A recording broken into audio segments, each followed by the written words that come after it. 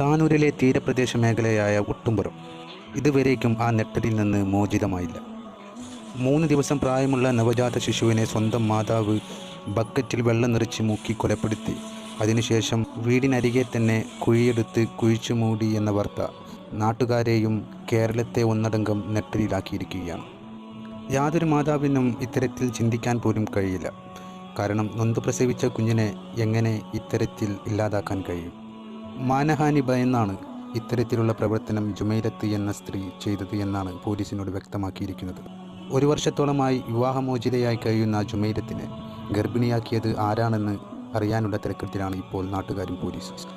Medical കോളേജിൽ നിന്നും ഓട്ടോറിക്ഷയിൽ കയറി ഓട്ടോ ഡ്രൈവറോട് തങ്ങൾ കുഞ്ഞിനെ ഉപേക്ഷിക്കാനുള്ള ഒരുക്കത്തിലാണ് എന്നുള്ള വാക്കിനാലാണ് ഈ ക്രൂരകൃത്യം പുറത്തായത്. താനൂരിലേക്ക് ഓട്ടം ലഭിച്ച നജീബിന് ഇത്തരത്തിലുള്ള വാക്ക് കേൾക്കാനിടയായത് അദ്ദേഹത്തെ അസ്വസ്ഥതപ്പെടുത്തി എന്നാണ് അവർ പറയുന്നത്. വീട്ടിൽ പോയ നജീബിന് ഉറക്കം ലഭിക്കാത്ത അവസ്ഥയുമുണ്ടായി. തുടർന്ന് പിറ്റേ ദിവസം അദ്ദേഹത്തിന് പരപ്പനങ്ങാടിയിലേക്ക് ഒരു ഓട്ടം ലഭിച്ചതിനാൽ അദ്ദേഹം പരപ്പനങ്ങാടിയിലെത്തിയപ്പോൾ അവിടെ നിന്നും ഒട്ടുംപുറത്തേക്ക് അദ്ദേഹം വരികയായിരുന്നു. എന്നിട്ട് തൊട്ടടുത്തുള്ള വീടുകളിലും നാട്ടുകാരോടും ഇവിടെ ഒരു പ്രസവ കേസ് വന്നിരുന്നു, അവരുടെ വിശേഷം എന്താണെന്ന് അന്വേഷിക്കുകയും എന്നാൽ അത്തരത്തിലൊരു പ്രസവ കേസ് ഇവിടെ ഉണ്ടായിട്ടില്ല എന്നും വയറ്റിൽ മുഴയായതുകൊണ്ട് ഓപ്പറേഷൻ കഴിഞ്ഞ ഒരു സ്ത്രീ ജുമൈലത്ത് ഇവിടെ ഉണ്ടെന്നുമാണ് അവർ പറഞ്ഞത്. എന്നാൽ കാര്യം അതല്ല, അവർക്കൊരു കുഞ്ഞുണ്ടെന്നും ആ കുഞ്ഞിനെ അവർ ഉപേക്ഷിക്കാനുള്ള ഒരുക്കത്തിലാണെന്നും നജീബ് നാട്ടുകാരോട് വ്യക്തമാക്കി.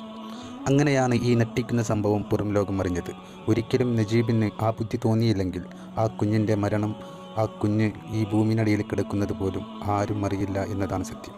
നേരം വെളുത്ത് കുഞ്ഞുവാവാനെ കാണാതെ സഹോദരിമാരും വീട്ടുകാരും ജുമൈലത്തിനോട് അന്വേഷിച്ചപ്പോൾ ഓരോരോ കാര്യങ്ങൾ പറഞ്ഞ് ഒഴിഞ്ഞു മാറുകയാണ് ജുമൈലത്ത് ചെയ്തത്. എന്തായാലും ജുമൈലത്തിനെ ഗർഭിണിയാക്കിയ ആ വിരുദ്ധൻ ആരാണെന്ന് അന്വേഷിക്കുകയാണ് ഇപ്പോൾ പോലീസ്. വ്യക്തമായ തെളിവുകൾ കിട്ടിയെന്നും ആരാണ് ജുമൈലത്തിനെ ഗർഭിണിയാക്കിയത് എന്നും മനസ്സിലായെന്നുമാണ് പോലീസ് ഉദ്യോഗസ്ഥർ പറയുന്നത്. ഏകദേശം കുറച്ച് സമയങ്ങൾക്കുള്ളിൽ തന്നെ ആ വ്യക്തിയെ പുറം ലോകം അറിയും എന്ന കാര്യം വ്യക്തമാണ്. ഒരിക്കലും സത്യത്തെ മൂടിവെക്കാൻ ആർക്കും കഴിയുകയില്ല തന്നെ. അത് പുറത്തു വരും. ഇത് നമ്മൾ കുറേയേറെ കണ്ടതാണ്.